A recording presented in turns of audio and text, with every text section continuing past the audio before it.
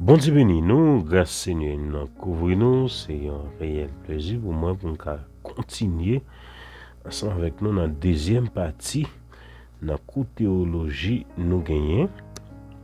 Côté, nous avons parlé sur la nature Jésus-Christ, dans toute intégralité. Le thème général, nous, c'est Jésus-Christ, notre Seigneur. Jésus-Christ, notre Seigneur. Donc, nous avons en pile d'informations et que nous avons ouais dans la première partie, n'est-ce pas? Nous avons en pile d'informations dans la première partie. Nous avons ouais le Christ préincarné. Nous avons ouais préexistence du Christ préincarné. La signification de la préexistence, l'importance de la préexistence, et les indices de la préexistence, et puis nous avons l'éternité du Christ préincarné, la signification de l'éternité, tout ça avec un pilote sous-thème, bon, nous dit mais qui parti, c'est aussi des thèmes qui sont très lourds, et qui ont qui controversé et tout. Donc, nous avons partagé toute classe ensemble avec vous. Par exemple, nous avons qui c'est les généalogies de Jésus. Selon Matthieu, selon Luc. Donc, nous croyons dans la première classe là, on est capable et je donne toute explication ça sans aucune difficulté. Donc, dans la deuxième classe là, nous pourrons avancer avec et sous thème nous avons le même thème général là, ok, qui c'est Jésus-Christ notre Seigneur, et puis nous gagnons là comme un petit sous thème qui c'est devenir un souverain sacrificateur compatissant, et devenir un souverain sacrificateur compatissant. C'est ça qui continuité côté classe TRT, c'est parti F là, ok. Donc, avant même que nous avancions, nous pourrons prier pour nous bailler Seigneur premier place. Seigneur, nous vous remercions. Merci pour grâce, merci pour ce fait, ce qu'on continue à faire pour nous. Nous vous remercions parce que vous permettez que nous ayons une chance à opportunité pour nous capables de continuer avec la classe. Béni frère nous, béni sœur nous, étudiants, étudiantes, accompagnés, et béni moi qui toujours camping dans le travail, ça pas trop facile. Mais avec ces cours, nous connaissons tout bagaille possible. Nous prions comme ça au nom de Jésus qui vive et qui a régné au siècle des siècles. Amen. Alléluia. Gloire à Jésus. Pas oublier, si vous voulez étudier la théologie ensemble avec nous, et en ligne, vous capable d'écrire dans 809 966 65 13, seulement WhatsApp. Et puis, nous sommes capables d'avoir toute information nécessaire pour capable étudier la théologie pendant 3 années et les finaliser quoi complet. Vous avez un diplôme qui certifie que vous avez étudié dans ETEB, qui c'est École Théologie Enseignement du Bon Berger. Donc, nous comptons sur et présence, participation. Donc, faites ça et puis après, ça a servi une source de bénédiction pour la vie ou et la vie en pilote monde encore. Eh bien, sans nous pas prendre trop de temps, nous avons démarré automatiquement dans la partie D. Nous avons l'item pour déjà. On y va. Notre souverain sacrificateur est en mesure de comprendre nos faiblesses parce qu'il a été tenté en toutes choses comme nous. Selon Hébreux 4, verset 14 jusqu'au verset 16. Or, Dieu ne peut être tenté. Il fallait donc que Dieu devienne homme pour connaître les tentations et devenir un souverain sacrificateur compatissant. Ok? Ouais, tout ça, on s'explique avec celui que nous, nature Jésus 100% Dieu, 100% l'homme. Nous, là, comme sacrificateur, il faut qu'il prenne nature l'homme, non? Pour qu'on douleur l'homme, pour qu'on faiblesse et l'homme, pour être capable de connaître toute tentation que l'homme a joignent sous chemin, eh bien, et ça t'est venu élever le non-niveau, c'est souverain sacrificateur. Et pas oublier souverain sacrificateur, il était là pour demander bon Dieu pardon pour le peuple là. Une fois pendant l'année, il était accès pour rentrer dans le lieu très saint. Une fois pendant l'année. Rentrer dans le lieu très saint, pas aussi facile. Il doit faire un pile moment il doit faire un pile moment de consécration parce que ça pour te rentrer là-dedans, pour te une petite erreur, une petite faille. Donc, ou t'es qu'à tout mourir en dans le lieu très saint. Pour raison ça que fait, souvent un sacrificateur, pas de rentrer chaque jour, mais tu es rentré une seule fois pendant l'année. Et puis tout, pour te rentrer une seule fois pendant l'année, tu es obligé de gagner une cloche dans la main et puis un code qui marre dans le pied. Attendez ça bien. Une cloche dans la main, ça veut dire, les pour te sortir. S'il arrive, par exemple, Dieu t'a prolongé la conversation avec souverain sacrificateur, sacrificateur est temps pour souverain sacrificateur te sorti, li pas ko sorti, et puis yo souke code là. S'il vivant, li sonne cloche là. C'était raison ça qu'elle était obligé de gagner une cloche. Si yo li pas sonne cloche là qu'on est mourir, et bien yo même yo pas rentrer en dedans. Il est obligé de râler dehors et puis pour faire enterrement, etc. pour ensevelir. Ça veut dire c'est pas un côté que n'importe qui peut rentrer facile. Mais Jésus là, en tant que le souverain sacrificateur, souverain sacrificateur des sacrificateurs, souverain tout sacrifice. Souverain sacrificateur, tout sacrifice, souverain sacrificateur. Bon, ça c'est expression comme ça plus ou moins pour nous expliquer pour comprendre. Il mourit une seule fois, il ressuscité pour tout un bien et il a accès et il a accès pour tout net en général. Nous pas besoin d'un souverain sacrificateur qui a prêté chaque année dans le temple pour demander pour faire sacrifice, bien demander pardon pour le peuple, mais Jésus fait une seule fois et pour tout temps, OK? J'espère que nous comprenons partie ça. On continue. G. Être un juge qualifié. La plupart des gens pensent que c'est Dieu le Père qui sera le juge devant qui nous comparaîtront. Aïe, aïe, aïe, aïe, aïe, aïe. Attendez ça bien, oui.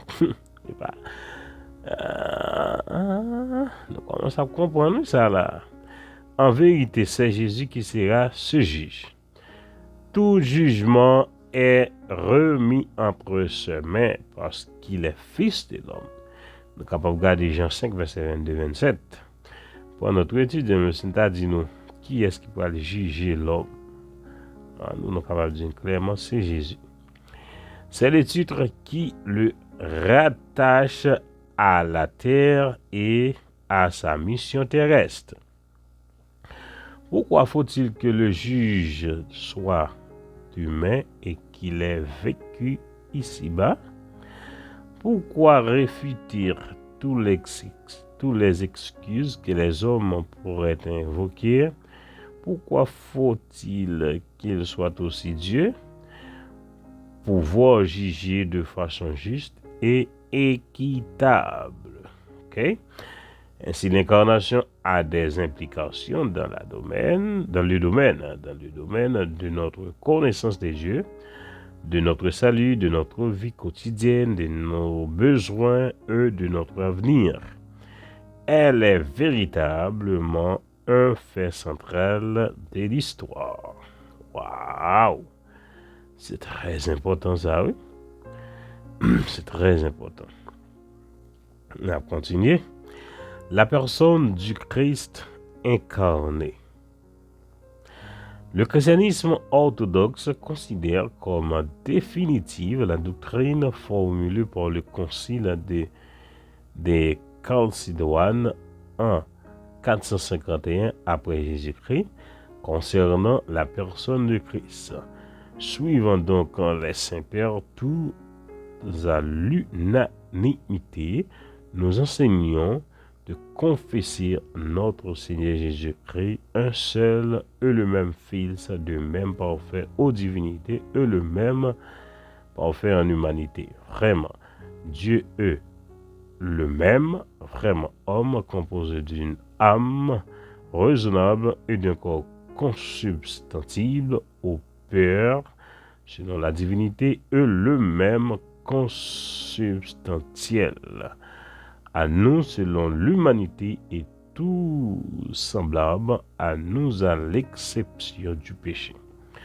Avant les ayants, d'une part engendrés du Père selon la divinité, dans les derniers jours, d'autre part, le même engendré à cause de nous et de notre salut. De Marie la Vierge, la mère de Dieu selon l'humanité, un seul et le même Christ, Fils Seigneur unique, connu en deux natures sans qu'il y ait confusion, transformation, division, séparation entre elles. La différence des natures n'étant nullement supprimée à cause de l'union, mais la propriété de chaque nature étant plutôt sauvegardée et concourant dans une seule personne et une seule hypostase. Aussi nous confessons un Fils non pas divisé ou séparé en des personnes, mais un seul et le même Fils unique, Dieu, Verbe, Seigneur, Jésus-Christ, selon ce que dès le commencement les prophètes ont dit à son sujet, selon ce que Jésus-Christ lui-même nous a enseigné et selon ce que le symbole des pères nous a transmis.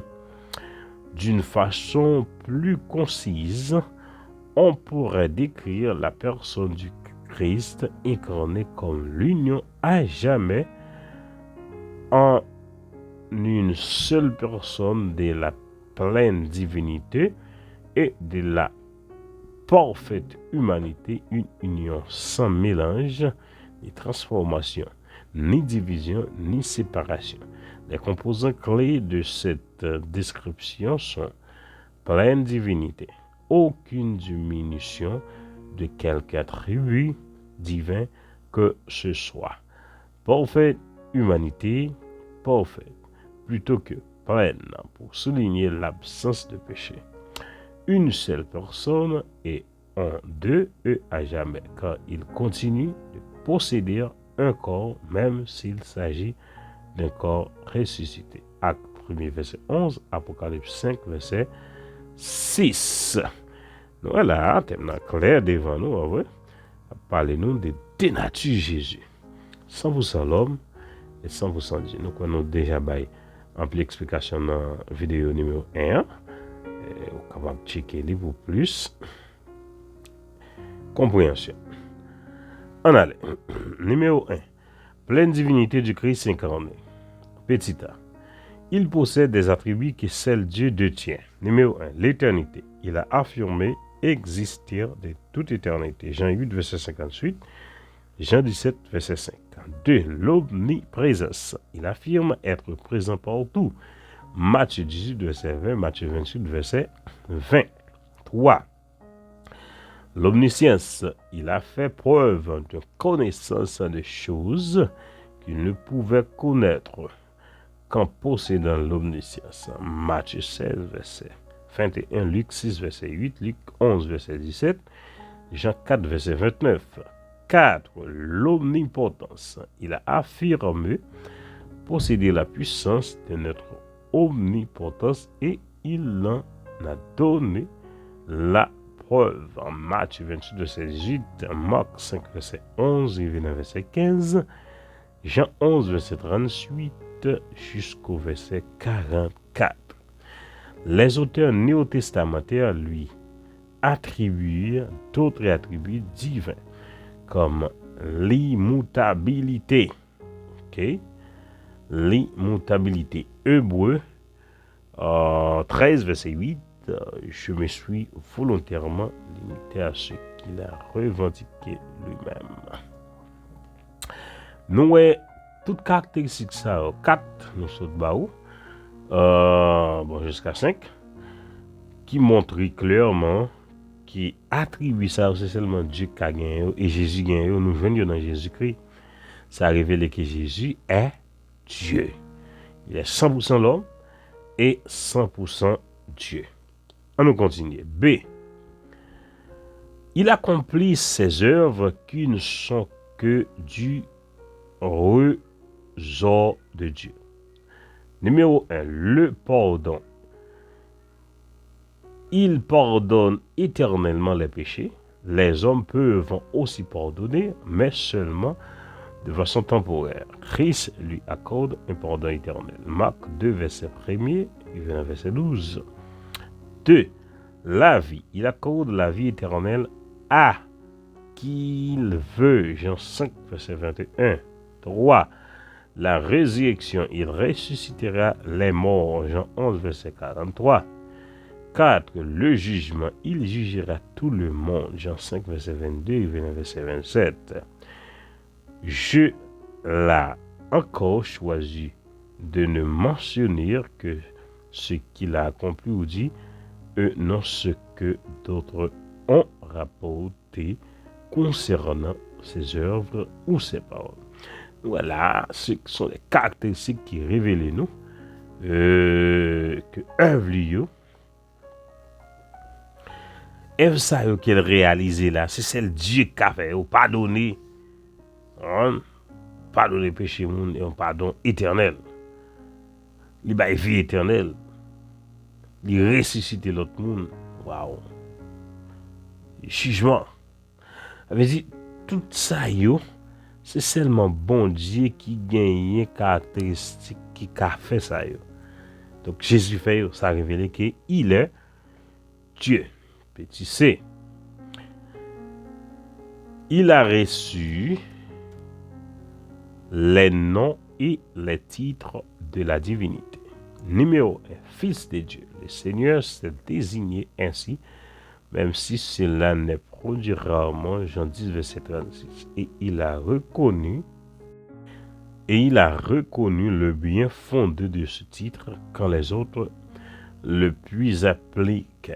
Matthieu 26, verset 63 et verset 64. Que signifie-t-il, bien que l'expression fils de puisse avoir le sang de descendant de? Elle désigne aussi quelqu'un qui est de l'ordre de. Ainsi, dans l'Ancien Testament, les fils des prophètes appartenaient à la classe ou à l'ordre des prophètes. 1 Roi 20, verset 35. De même, les fils des chantres. Néhémie 12, verset 28. Constituaient la catégorie des chantres appliqués au Seigneur. Les morts, fils de Dieu, indiquent qu'il est du même ordre que Dieu. C'est donc une affirmation claire et forte de la pleine divinité. Selon l'usage juif, l'expression fils de n'implique généralement aucune subordination, mais souligne l'égalité et l'identité des natures. Ainsi, le nom de Bar Kochba, qui prit la tête de la révolte juive contre les Romains entre 132 et 135 de notre ère, sous le règne de l'empereur Adrien, signifie fils de l'étoile. On pense qu'il s'attribue ce titre pour indiquer qu'il était l'étoile annoncée dans Nombre 24, 17. Le nom fils d'exaltation, Acte 4:36, signifie celui qui encourage. De même, quand le Seigneur qualifia Jacques et Jean de fils du tonnerre, Marc 3:17, il soulignait vraisemblablement leur caractère impétueux. Le nom fils de l'homme appliqué spécialement au Messie dans Daniel 3:13 avant de l'être de façon régulière dans le Nouveau Testament signifie fondamentalement l'homme représentatif. Quand Christ déclara « Je suis le Fils de Dieu », Jean 10, 36, ses contemporains comprirent qu'il s'identifiait à Dieu, qu'il se considérait comme l'égal du Père, sans aucune ambiguïté de langage. Okay? 2. Le Seigneur est Dieu. Le Nouveau Testament applique à Jésus le passage de l'Ancien Testament relatif à l'Éternel, Yahweh, ce qui souligne sa pleine divinité comparée. Luc 1er, verset 76, et Malachie 3, verset 1er, Romains 10, verset 13 et Joël 2, verset 32. Il l'appelle aussi Dieu. Jean 1er, verset 1er, Jean 20, verset 28, Hébreux 1er, verset 8. Seigneur. Matthieu 22, verset 43-45, Roi des rois et Seigneur des seigneurs. Apocalypse 19, verset 16. Donc, quand nous voyons pile référence biblique là, nous avons voir que Jésus est Dieu, pas même j'entends les témoins de Jéhovah dit Jésus sont Dieu. Jésus est Dieu. Ok? D. Il a affirmé être Dieu. C'est la fête de la dédicace que Jésus a fait, la déclaration la plus claire et la plus forte à propos de sa divinité, quand il a dit « Moi et le Père, nous sommes un ». Jean 10, verset 30, la forme neutre de l'adjectif un exclut catégoriquement le saint qui voudrait que lui et le Père. Que le Père aurait été une personne. Le Seigneur soulignait qu'il était parfaitement d'accord dans leur nature et leur action, ce qui n'était possible que si Jésus était aussi divin que le, puisqu'ils ont aussitôt cherché à le lapider pour blasphème, il avait bien compris qu'il s'était fait Dieu. Jean 10, verset 33. Comment peut-on prétendre que Jésus de Nazareth n'a jamais déclaré être Dieu et que c'est ses disciples qui ont revendiqué ce statut pour lui? La plupart des passages cités plus hautes sont de la bouche de Christ lui-même. Ou bien Jésus a dit la vérité, ou bien il mentait-il. Il n'existe pas d'autre solution. Il a clairement défendu sa divinité pleine et complète, à laquelle rien n'a fait de faux pendant sa vie sur la terre.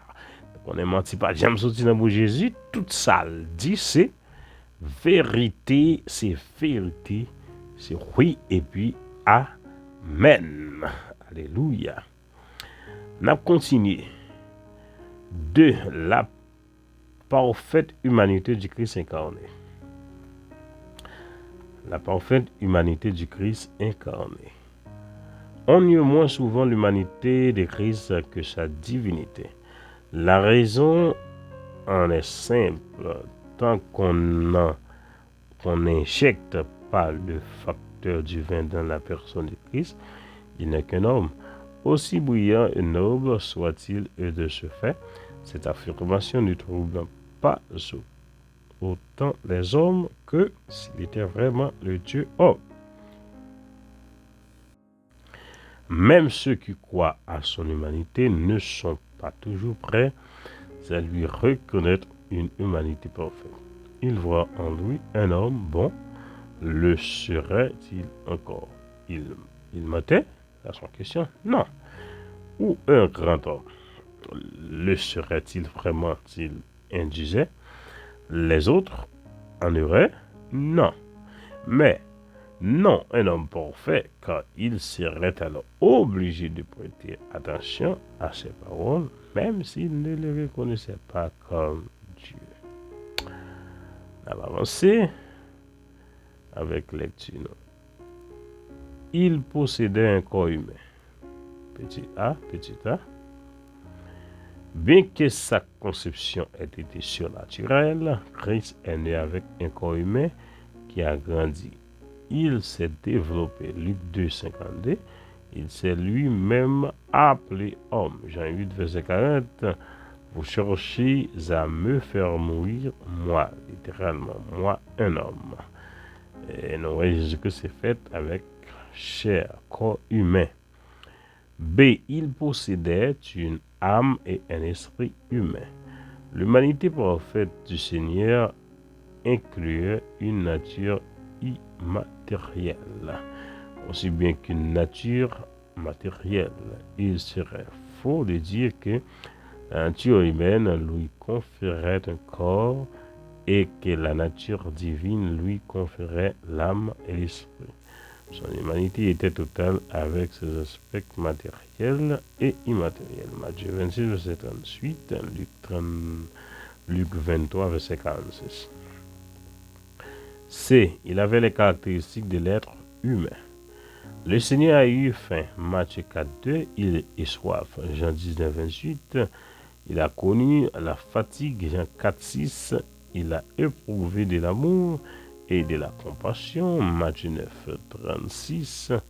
Il a pleuré. Jean 11, verset 35. Il a été tenté. Hébreux 4, 15. C'est là le lot de tout être humain authentique. Ok, il a tout bas ça, montre nous que Jésus était 100% homme. Ok, des grands goûts, des soif, des tentés, etc. Ça est très important pour nous connaître. 2. Il a été désigné par des noms humains. Le nom par lequel Jésus aimait plus particulièrement se désigner était celui de Fils de l'homme. Plus de 80 fois, ce titre le rattachait à la terre et à sa mission terrestre. Il souligne son abaissement et son humanité. Matthieu 8, 20. Ses souffrances, sa mort. Luc 19, 10. Ainsi que son règne futur en tant que roi. Matthieu 24, verset 27.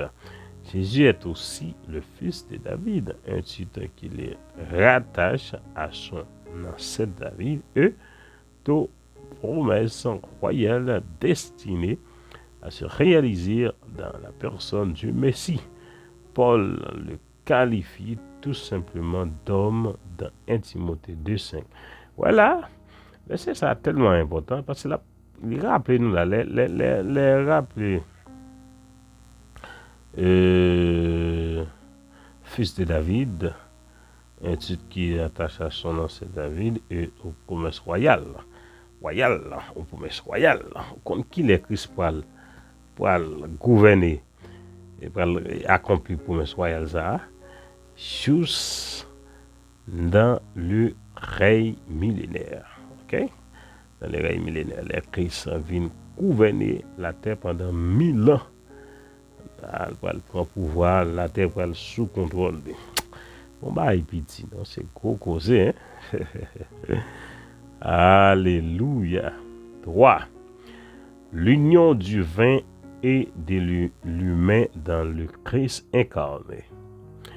Le concept de l'union hypostatique, l'union des natures divines et humaines en une seule personne est probablement l'un des plus difficiles à saisir dans le domaine théologique. Aucun d'entre nous n'a jamais vu la divinité. En dehors de ce que les Écritures révèlent de Dieu, aucun d'entre nous n'a jamais vu une humanité parfaite. En dehors de ce que les Écritures révèlent de l'état d'Adam avant la chute et de la condition du Seigneur. Essayez de relier ces deux concepts à la personne de Christ ne fait qu'ajouter des difficultés à des idées qui sont déjà suffisamment difficiles à comprendre en elles-mêmes. La signification du mot nature, ok? La signification du mot nature, petit a. Petit a. Gloire à Dieu. Bien qu'en français, les termes nature et substance puissent être synonymes et désigner l'essence, nous devons établir une distinction entre eux pour des raisons théologiques. Si l'on conçoit la nature comme une être subsistant, alors la nature et la substance désignent la même chose. Okay? Cela impliquerait que le Christ incarné se composerait des deux substances et serait essentiellement deux personnes, comme l'enseignèrent les nestoriens, si l'on considère la nature comme un complexe d'attributs. Il est plus facile d'éviter de tomber dans cette erreur. La seule personne du Christ incarné contenait tout le complexe des attributs divins et possédait tout le complexe des attributs humains qui sont essentiels à un être humain parfait. B. Les caractères de cette union. Le symbole des Chalcédoine affirme que les deux natures étaient unies sans confusion, sans transformation, sans division et sans séparation. Il en suit que le complexe entier des attributs de la divinité et celui de la parfaite humanité étaient constamment présents dans Jésus-Christ depuis son incarnation. Il n'y a pas eu de mélange d'attributs divins avec des attributs humains, entre parenthèses, comme l'enseignait le titianisme, ni de changement dans l'un des deux complexes, comme l'enseignait l'apollinarisme, ni de division entre X ou de séparation entre X, ce qui aboutirait à d'X personnes, comme l'enseignait le nestorianisme. La position orthodoxe déclare que Jésus possède à jamais deux natures à une personne ou hypostase. Il est juste de caractériser le Christ comme une personne théoanthropique, mais faux de parler de nature théoanthropique. Entre parenthèses, cela reviendrait à mélanger les attributs divins et humains. Le calvinisme maintient que cette union n'implique aucun transfert d'attributs d'une nature vers l'autre. Le luthéranisme enseigne l'ubiquité du corps de Christ qui nécessite un transfert de l'attribut d'omniprésence dans l'humanité de Christ. Concrètement, cette position soutient que dans sa nature humaine, Christ est partout présent en même temps. Luther développe cette doctrine en 1527-1528 pour appuyer sa croyance dans la présence réelle du Christ dans la scène. Ok? Il y a des références qui clairement là, et des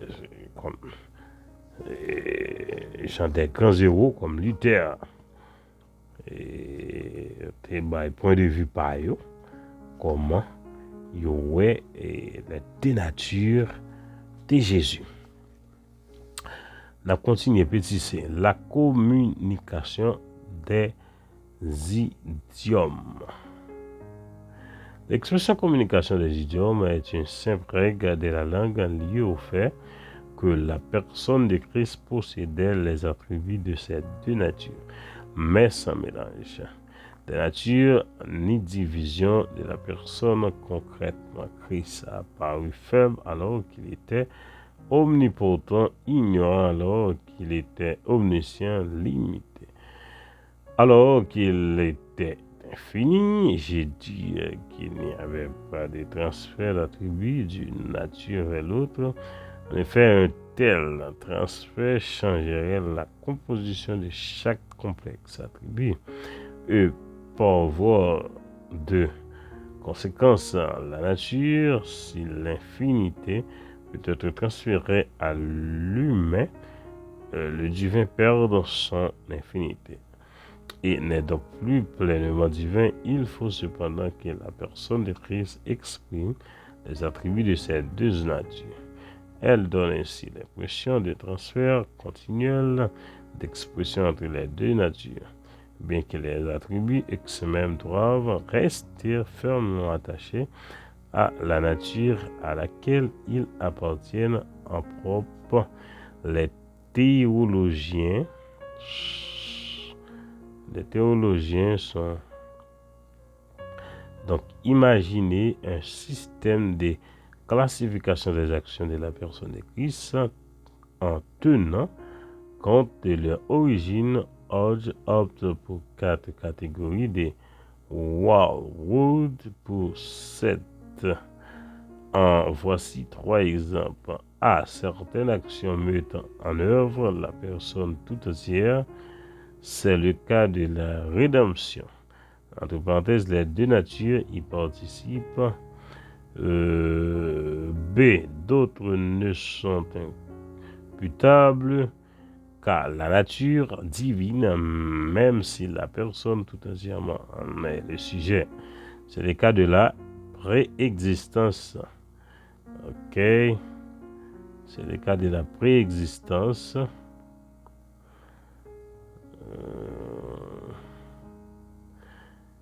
Qu'il est vrai que la nature divine d'autres infiniment peuvent concerner que la nature humaine, par exemple, le fait de voir soif.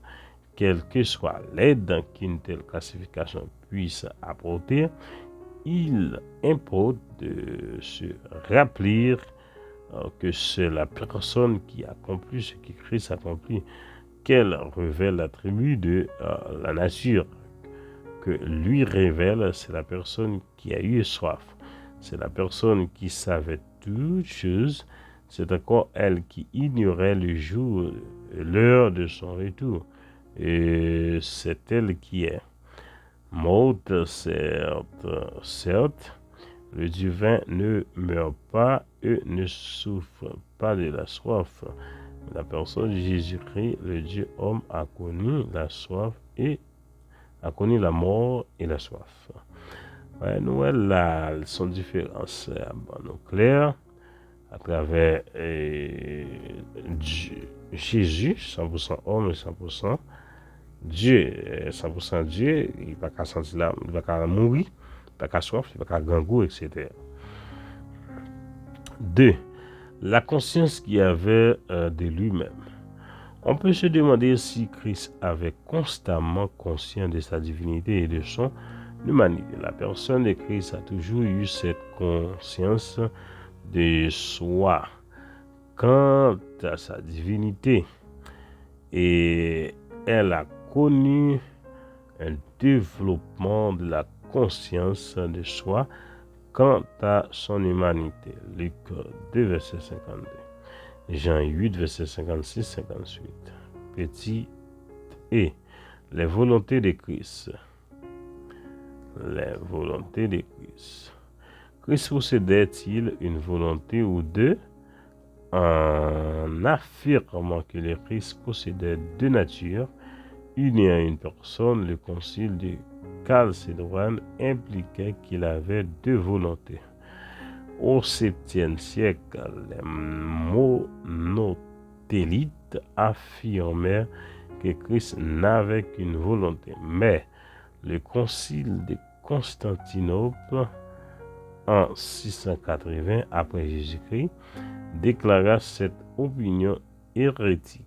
Si la volonté est définie comme un complexe comportemental ainsi que le fait Boswell, on peut alors dire que le Seigneur adoptait un modèle comportement divin en même temps qu'un modèle comportemental humain.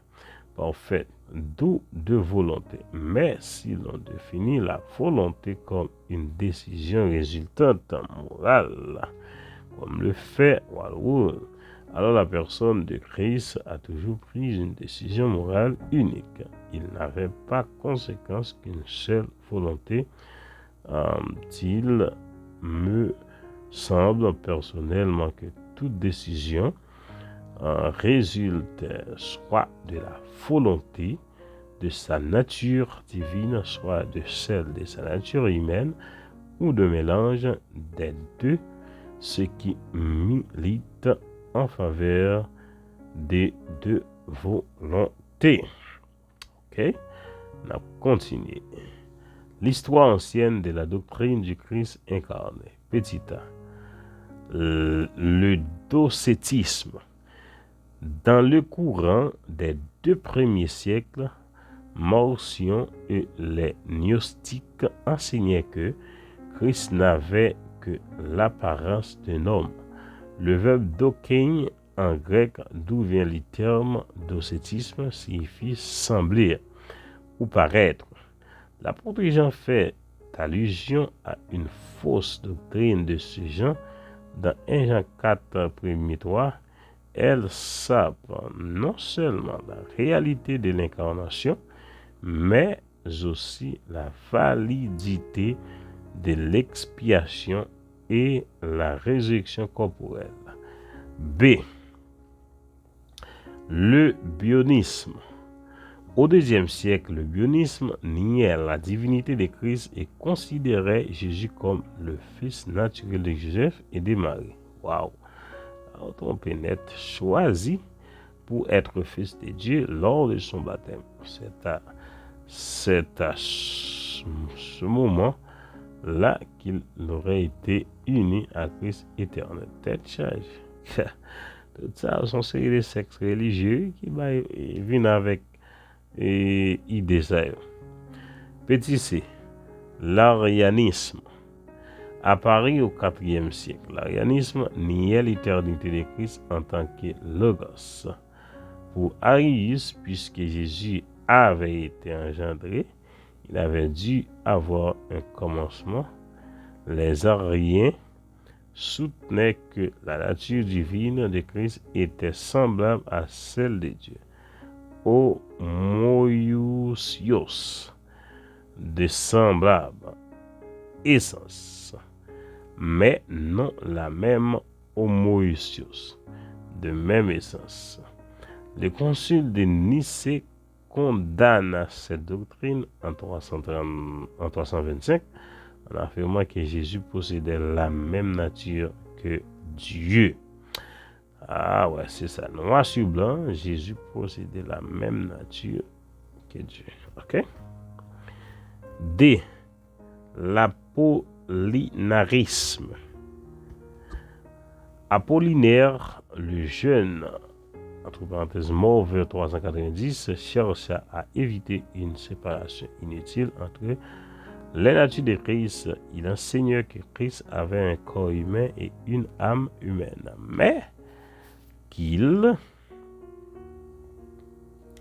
possédait le logos divin à la place d'un esprit humain, ce qui suppose une vision trichotomiste de l'homme. Ce logos aurait eu préséance sur les éléments passifs humains, à savoir le corps et l'âme. Cette erreur portait atteinte à l'humanité de Christ. Tout ça, c'est un des sectes religieux qui viennent avec idées ça. Alright? Et donc, c'est des idées qui étaient chargées et qui mettaient en pile confusion. C'est que nous faisons lecture pour vous capable mieux comprendre. Et le nestorianisme. Les nestoriens scindaient Christ en 2 personnes, mais il n'est pas sûr que Nestorius lui-même ait clairement enseigné cela. Le nestorianisme explique que Jésus-Christ était le prosopon, forme ou apparence de l'union de deux natures, selon lui, humanité avait la forme de la divinité dont elle était recouverte. Et la divinité avait revêtu la forme d'un serviteur, ce qui avait abouti à l'apparence de Jésus de Nazareth. Dans cette conception, les deux natures étaient séparées et débouchaient sur deux personnes. Cette hérésie fut condamnée par le concile d'Éphèse en 431. F. Le titianisme. Le titianisme.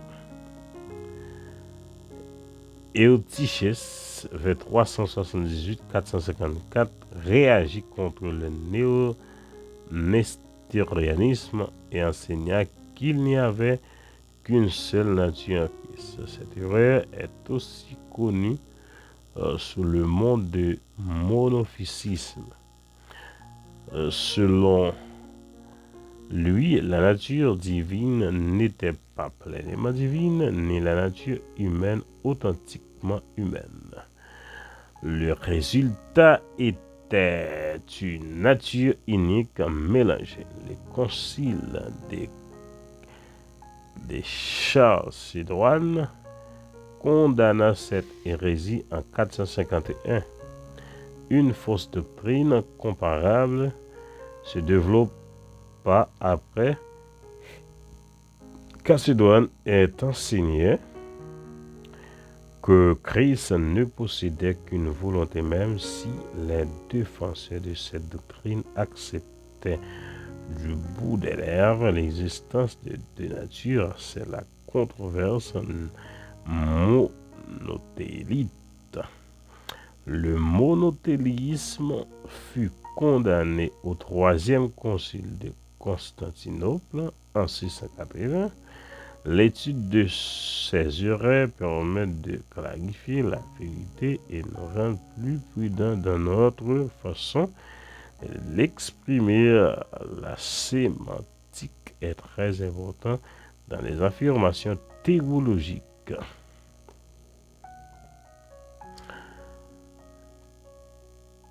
Christ, prophète, sacrificateur et roi.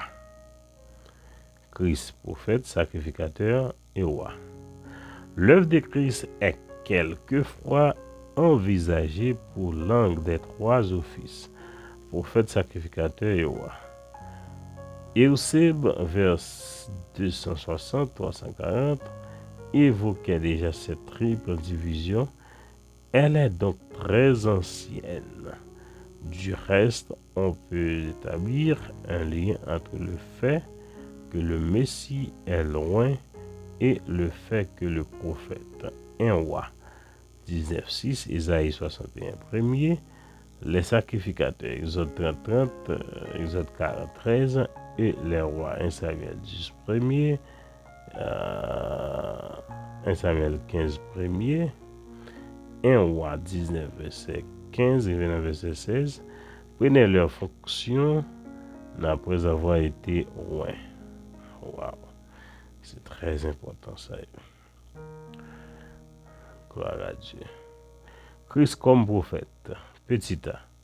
La désignation de Christ comme prophète. Moïse avait annoncé que Dieu susciterait un prophète comme lui, Deutéronome 18:15. Cette promesse s'est accomplie dans la succession des prophètes de l'Ancien Testament. Mais c'est Jésus-Christ qui en est l'accomplissement ultime, car il est considéré comme ce prophète. Acte 3, 22-24, les membres ordinaires du peuple contemporains de Jésus l'acclamaient comme prophète avec un tel enthousiasme que les principaux sacrificateurs et les pharisiens craignaient des représailles s'ils sévisaient contre lui. Matthieu 21, verset 11-46, Jean 7, verset 40-53. Par ailleurs, on l'appelait Rabbi. Jean 1, verset 38, Jean 3, verset 2, non parce qu'il avait reçu la formation classique pour cela, mais parce qu'on reconnaissait la qualité de son enseignement. Le Seigneur a lui-même affirmé être un prophète, Matthieu 13, verset 53, Marc 6, 4, Luc 4, 24, Luc 13, 33, Jean 4, verset 44, venu ici-bas pour faire l'œuvre d'un prophète, à savoir délivrer et aux hommes le message de Dieu. Jean 8, verset 26, Jean 12, verset 49, verset 50, Jean 15, verset 15, Jean 17, verset 8. B. La façon d'agir de Christ en tant que prophète. L'une des principales activités du Seigneur quand il était sur terre a été de proclamer le message de Dieu par la prédication. Matthieu 4, verset 17 et son enseignement. Matthieu 7, verset 29. Sa manière de prêcher et d'enseigner inclut des caractéristiques intéressantes suivantes. 1. C'était une activité occasionnelle. Cela ne signifie pas que Christ enseignait peu souvent, mais plutôt qu'il saisissait chaque occasion pour le faire. Il était à fallu des occasions et des situations variées. Il le présentait quand c'était possible. Il se servait du service tenu dans la synagogue. Marc 1, 21, il prêchait dehors quand il n'avait pas la possibilité de le faire à l'intérieur d'une maison ou d'un bâtiment. Marc 4, 1, il saisissait chaque occasion. Ok, saisissait chaque occasion. 2. Elle n'était pas systématique. Cela tient au fait que Jésus saisissait l'occasion qui se présentait à lui. Au lieu de suivre un chemin préétabli, pensez par exemple aux circonstances que le Seigneur a mis à profit pour délivrer ses enseignements sur le péché. Vous trouvez cet enseignement dans différents passages liés à des situations particulières, si bien qu'il a délivré son message parfois sous forme didactique, parfois sous forme parabolique. L'interprète de l'écriture doit classer les enseignements de Christ de façon systématique. Ok. 3. Elle était pleine d'illustrations. Les illustrations étaient elles-mêmes variées et adaptées au public. Entre parenthèses, notons l'illustration choisie pour les hommes et les femmes. Dans Matthieu 24, verset 40, verset 41 et Luc 15, verset 4, verset 8. Elle laissait une grande part aux questions. C'était surtout le cas alors des controverses. Matthieu chapitre 22. 5. Elle était revêtue d'autorité. C'était sans doute la caractéristique dominante du ministère prophétique de Christ. Son autorité contrastait fortement avec l'enseignement des scribes et des pharisiens. Marc 1, verset 22, parce que sa façon de parler s'enracinait dans les profondeurs de la réalité de la vie. Waouh, donc quoi, c'est très très très important. Partie, ça y est, montrer nous nature Jésus et nature Christ, là, 100% homme, 100% Dieu, qui est lié, en bon, et toute prophétie qui est sur lui comme prophète, comme sacrificateur et d'autres. Donc, nous voyons accomplissement, et nous voyons comment Jésus prouve clair, lui-même, c'est monde qui te gain pour venir, qui te revenir, qui pouvait laver, nettoyer l'homme et retirer tout péché. Nous, quoi, c'est là, la campé pour aujourd'hui à la vidéo, ça, nous voyons deux. Eh bien, nous arrêtons comme deux vidéos pour continuité. Classant, donc, nous espérons que le Seigneur pas suspendre des grâces sous nous toutes d'une façon surnaturelle. Que le Seigneur va y laver. Nous pas oublier, si vous voulez étudier ensemble avec nous, avec Eteb, qui c'est École Théologie Enseignement du Bon Berger, ou capable d'écrire dans 809 966 65 13. Et puis, nous sommes toujours disponibles pour nous capables d'aider au mieux comprendre la parole de Dieu. Écrire seulement à travers WhatsApp. Et puis, nous sommes capables d'avoir toute info nécessaire. Donc, nous espérons que grâce à couvrir, pas bien partager la vidéo avec d'autres personnes, permettre que le message là arrive dans un autre monde pour capable grandir à travers la parole de Jésus-Christ. Donc, nous campé là, nous disons, restez avec le Seigneur, que grâce Seigneur entoure la vie, que le Saint-Esprit cache et couvre la vie pour tout temps et pour tout temps. Soyez richement bénis au nom de Jésus de Nazareth.